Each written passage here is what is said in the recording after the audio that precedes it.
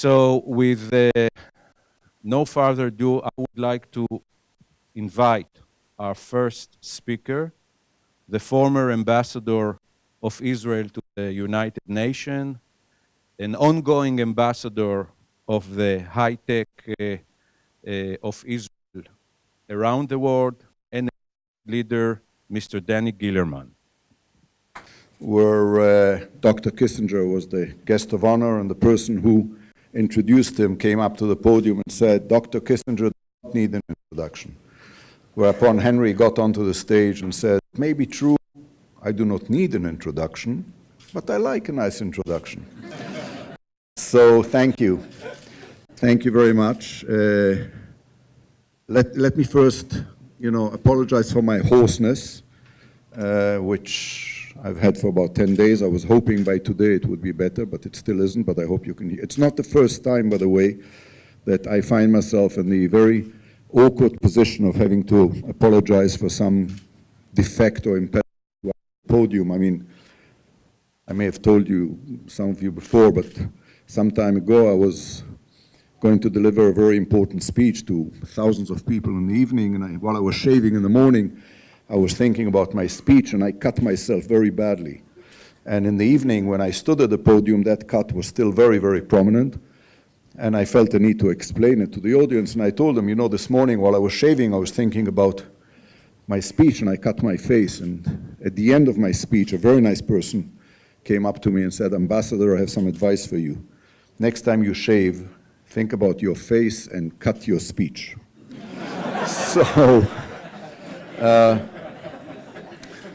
So bearing in mind that very sound advice, as Henry VIII said to each of his 6 wives, I won't keep you for very long. But I first want to salute Yael for this incredibly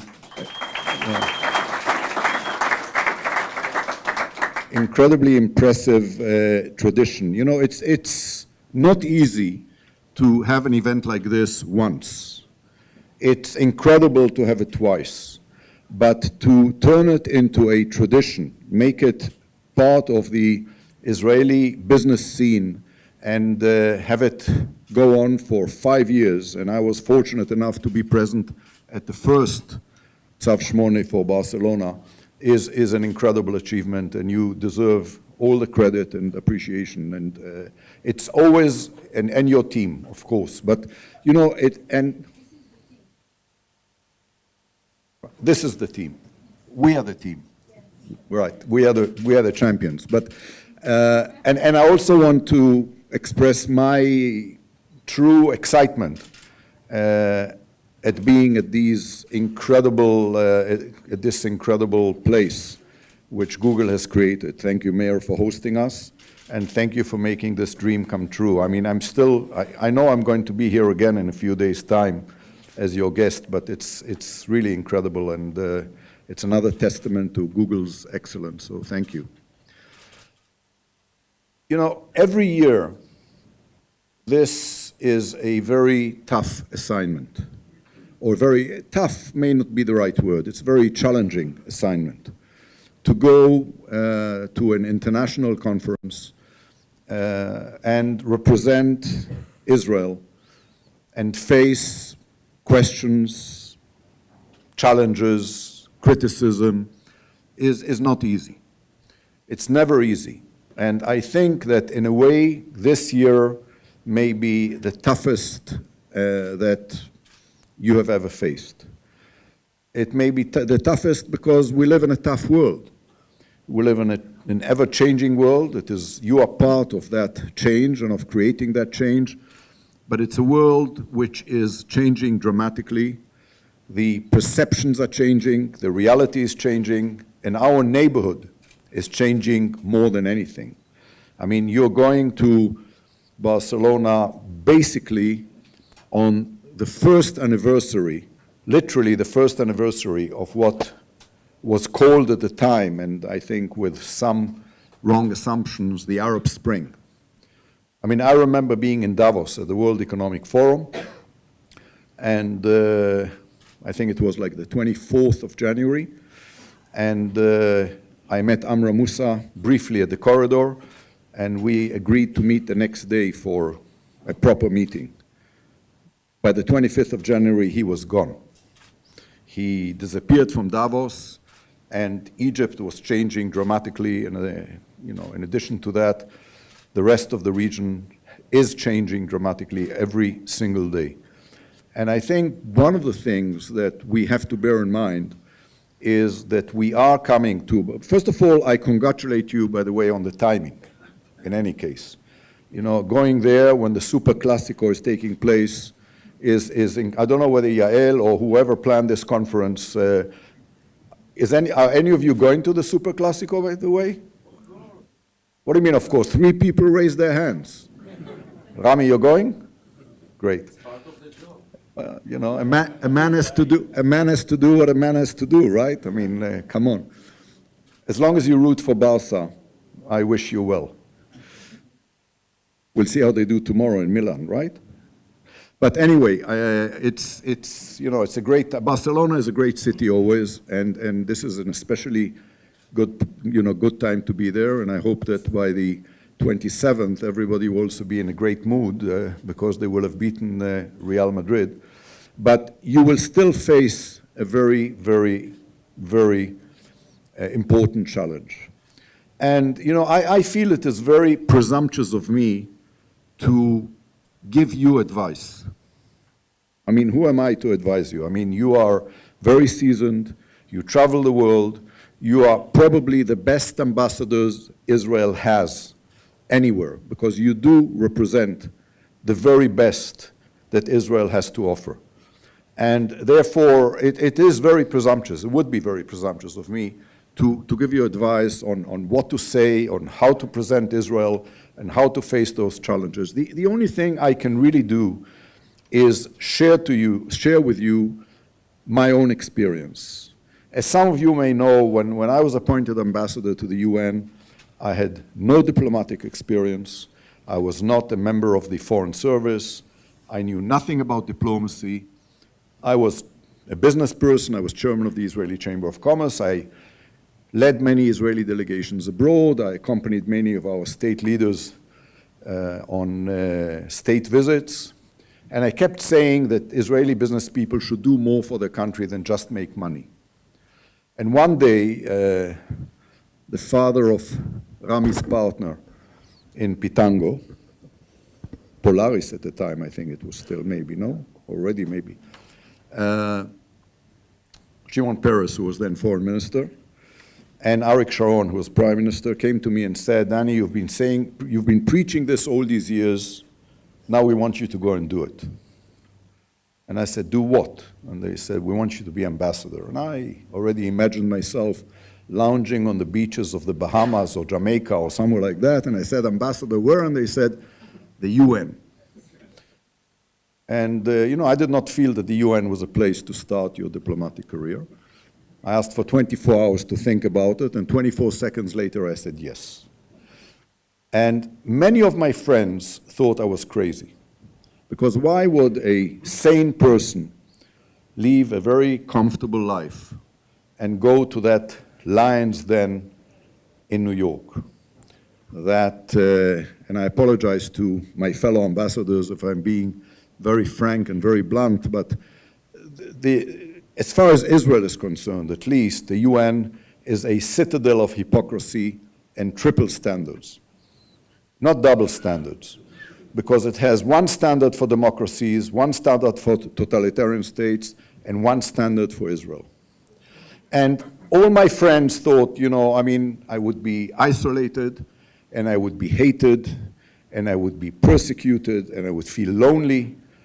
And the one thing I can tell you is that each and every day, when I walked the halls of the United Nations, whether it's in the corridors, whether it's at the Security Council, whether it's at the General Assembly, I walked with my head held up high because I knew I was representing a country that was far better than many of the members of the United Nations.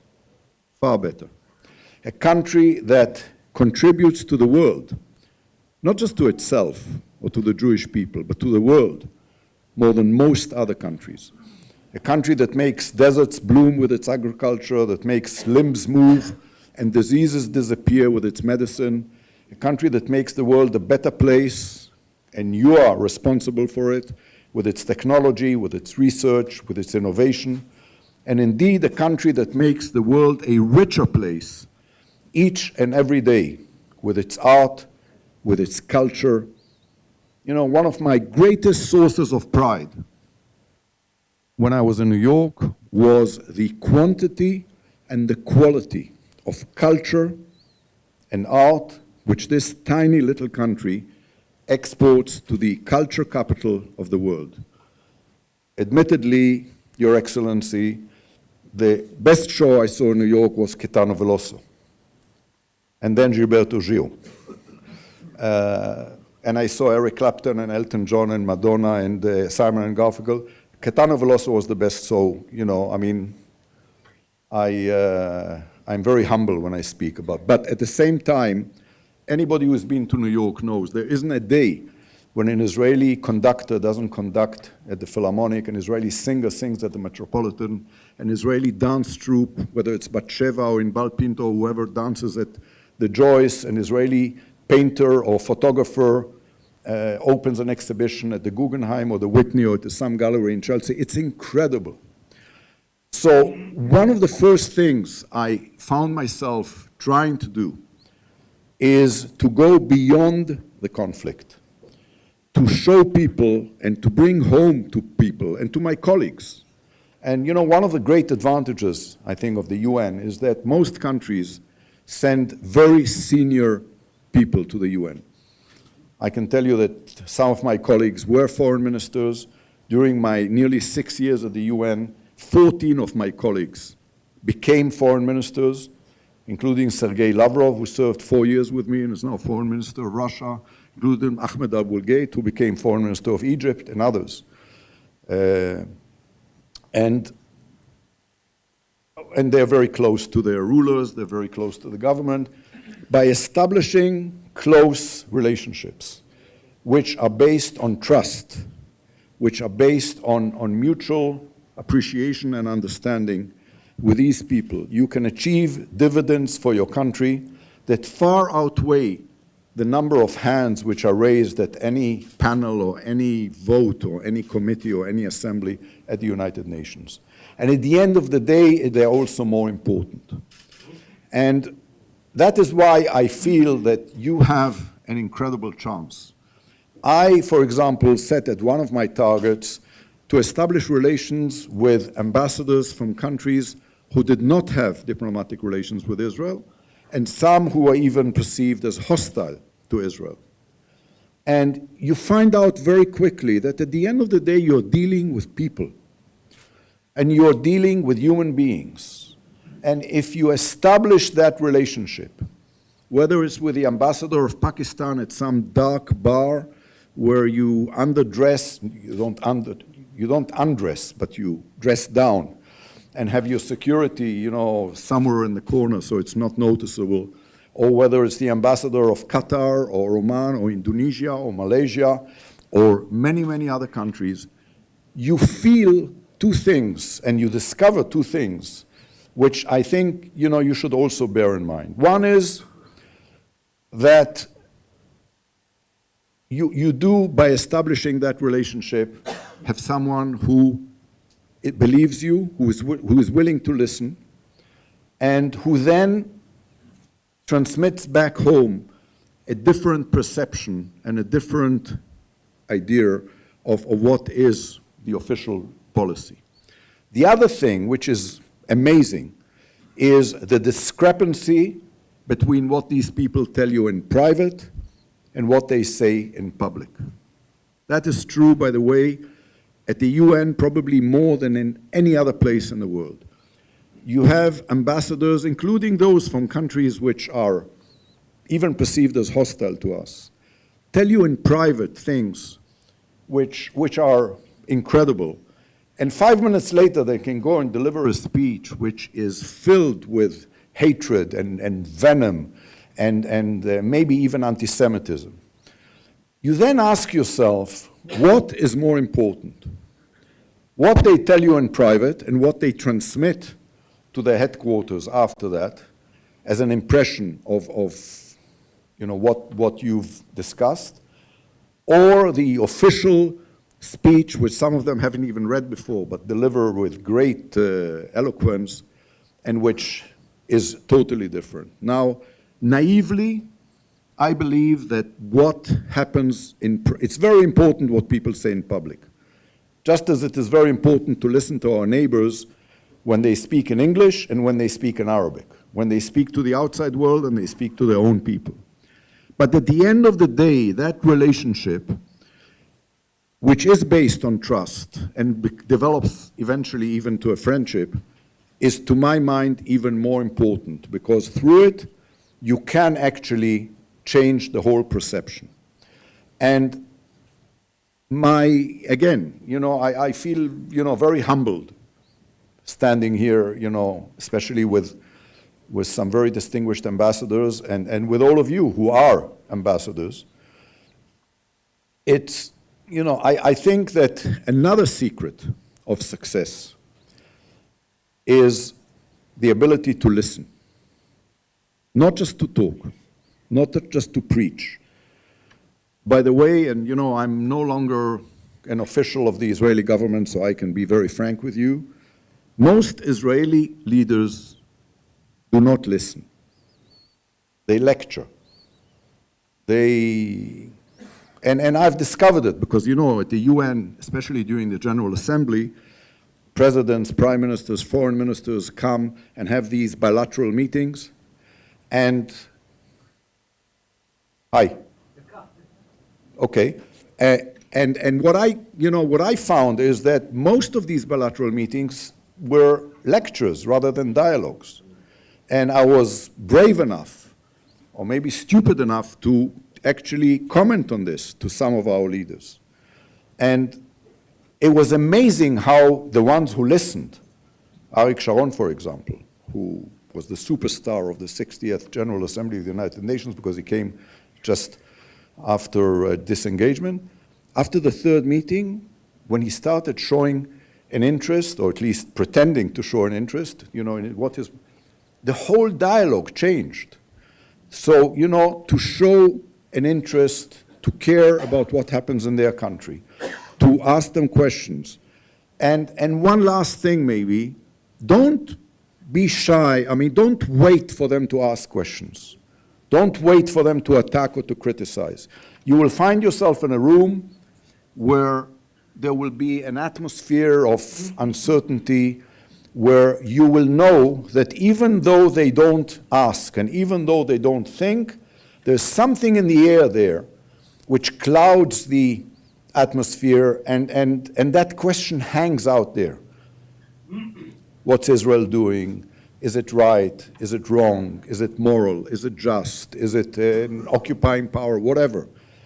I would advise you, if you feel that it is there, to take it, to tackle it, to bring it up yourself, not to wait for someone to bring it up, and then to engage in a dialogue where the first thing I would do is admit that we're not perfect. We're far from perfect. We make stupid mistakes. And we may even criticize our own government. I was thinking when I saw the movie, The Gatekeepers, what will it mean? I don't know how many of you have seen it. I strongly recommend you all see it before you go to Barcelona. It may also win the Oscar while you're there.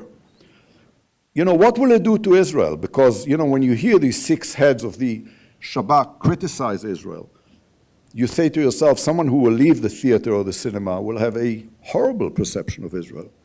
But the intelligent ones will say to themselves, a country whose 6 heads of the Shabak have the courage and the integrity to speak like this can't be all bad.